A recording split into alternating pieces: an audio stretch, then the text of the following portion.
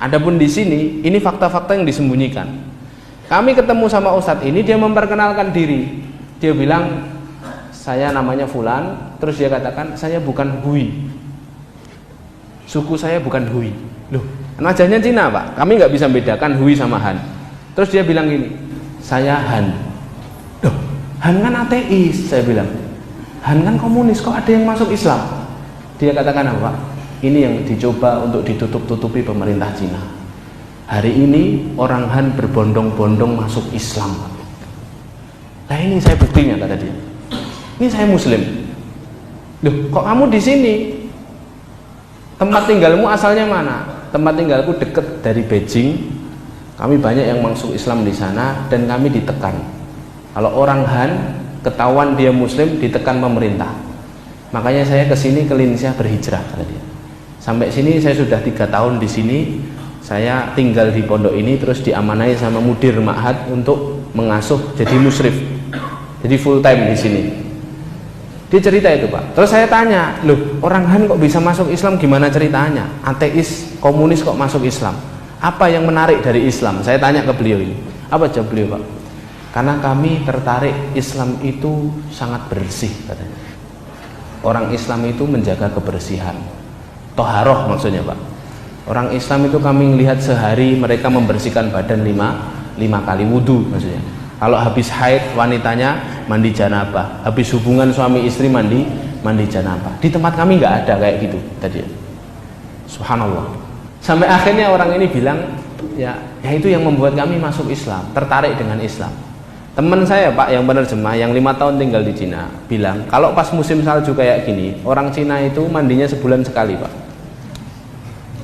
Dan itu jelas Pak, saya ngelihat sendiri, masuk ruangan itu baunya ya, masuk kereta itu subhanallah baunya. Dan mereka itu soal buang kotoran itu ngeres Pak. Makanya Pak, virus-virus itu keluarnya dari Cina.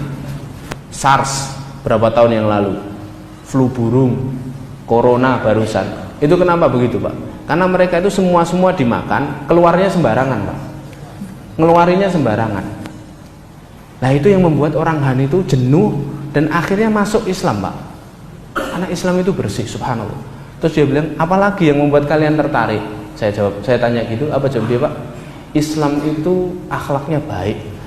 Tetangga-tetangga kami Muslim yang deket-deket masjid itu subhanallah, kalau sama kami itu baik, ngasih makanan, senyum sama kami. Sedangkan kami itu tidak pernah punya budaya seperti itu. Makanya kami tertarik ya. Jadi kadang orang itu dapat hidayah Pak, bukan dari ceramah-ceramah kayak gini, bukan karena kita itu nasihatin dia, tapi kadang mereka itu dapat hidayah wasilahnya kita karena akhlak yang kita tampilkan. Itu yang dirasakan orang Han ya. Terus apa lagi saya bilang? Jawaban dia Pak yang ketiga. Jadi 3 ini jawaban yang saya ingat ya, dan saya rekam Pak, tapi memang berbahasa Cina. Saya rekam jawaban dia Pak. Karena Islam itu punya tujuan hidup, kami tidak punya. Kami itu hidupnya berangkat kerja, kalau akhir pekan ya liburan, tidur, kerja lagi. Sampai ketika kami punya masalah, pelarian kami khomer, kata dia. Kenapa? Memang sangat lekat sekali dengan khomer. Kami tidak punya pelarian, kata mereka. Kami melihat orang Islam setiap punya masalah berangkat ke masjid, sholat, berdoa. Mereka punya pelarian, pelariannya Allah. Terus dia sebutkan ayat, fafirru ilallah, katanya. Dalam Al-Quran ada berlarilah kepada Allah, ya kan? Mereka punya tempat untuk mengadukan semua masalah. Akhirnya kami masuk Islam, tertarik dengan Islam, subhanallah.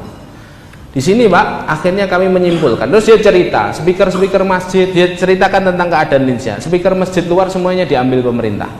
Di sini tidak ada azan katanya. Baru kami sadar Pak, 2 hari di situ kami tidak dengar azan Pak.